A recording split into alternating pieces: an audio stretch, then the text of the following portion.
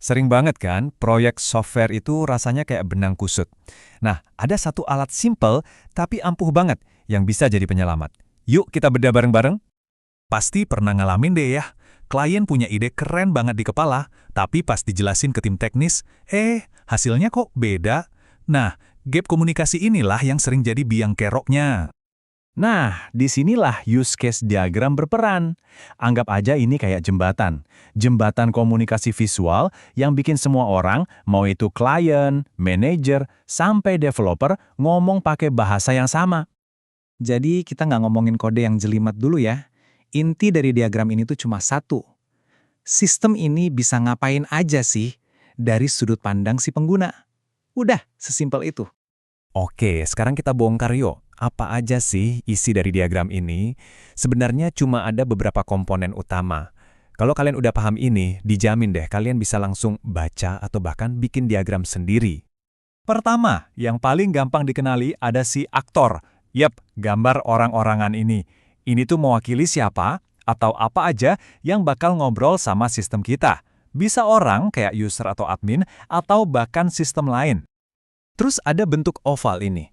Inilah yang namanya use case. Gampangnya, tiap satu oval itu artinya satu tujuan yang mau dicapai si aktor. Contohnya yaitu login, beli barang, upload foto, satu oval, satu tujuan. Terakhir, ada si kotak besar. Namanya batasan sistem atau sistem boundary. Fungsinya simple tapi penting banget. Ini tuh kayak pagar yang nandain mana wilayah sistem kita. Semua yang di dalam kotak itu urusan sistem. Yang di luar, kayak si aktor tadi, itu pihak eksternal. Nah, ini bagian yang seru. Use case itu bisa saling berhubungan loh. Ada dua jenis hubungan yang paling sering dipakai. Include dan extend. Gampangnya gini.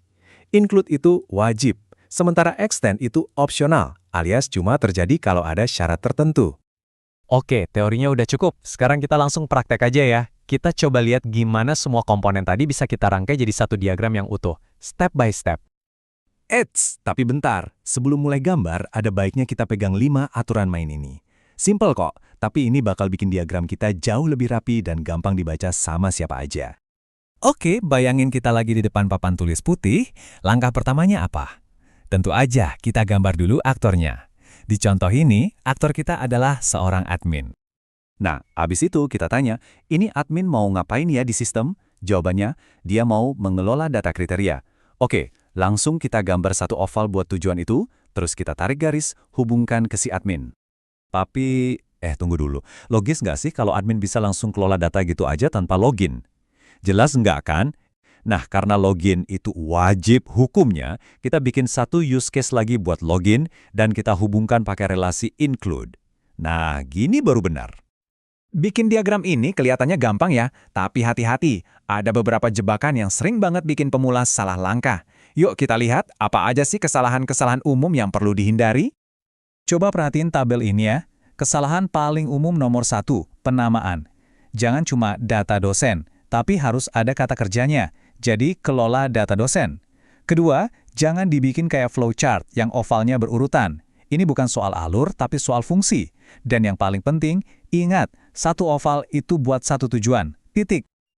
Oke, sampai sini kita udah belajar cara bikin diagram yang benar. Tapi, ini dia rahasia terbesarnya. Diagram yang dari tadi kita bahas, itu sebenarnya baru setengah dari cerita lengkapnya loh. Pasti kepikiran kan? Kalau diagramnya cuma nunjukin apa aja fiturnya, terus gimana caranya developer tahu bagaimana cara nge-build-nya? Detail teknisnya di mana dong? Jawabannya ada di analogi yang keren ini. Anggap aja use case diagram itu kayak daftar isi sebuah buku. Cuma judul-judulnya aja. Nah, isi dari tiap babnya, penjelasan detailnya, itu ada di dokumen lain yang namanya skenario system. Jadi bedanya jelas banget ya, diagram itu visual. Buat klien sama manajer, biar mereka ngerti sistem ini punya fitur apa aja. Nah, kalau skenario itu isinya teks detail, ini ibaratnya kitab suci buat para programmer, biar mereka tahu persis bagaimana cara ngebangun tiap fiturnya. Biar makin kebayang ya, kita pakai contoh nyata deh. Misalnya, di diagram sistem pemilihan dosen, ada satu use case namanya input nilai kinerja. Kelihatannya simpel banget kan? Tapi coba kita intip dokumen skenarionya. Di situ tertulis aturan main yang super detail. Contohnya nih, Di langkah ketiga ada aturan kalau inputnya di atas 100 atau bukan angka, sistem wajib munculin pesan error. Nah, aturan bisnis sepenting ini nggak bakal kelihatan di diagramnya doang. Jadi intinya simple. Ngasih diagram ke developer tanpa skenarionya itu, ya sama aja kayak ngasih mereka peta harta karun, tapi nggak dikasih tahu di mana harus belok kiri atau belok kanan. Bingung kan? Maka dari itu, lain kali kalian lihat use case diagram, jangan cuma lihat gambar-gambarnya aja. Coba tanya, oke, ini daftar isinya, terus isi ceritanya mana? Karena sekarang kalian tahu, cerita yang paling penting seringkali nggak kelihatan di permukaan.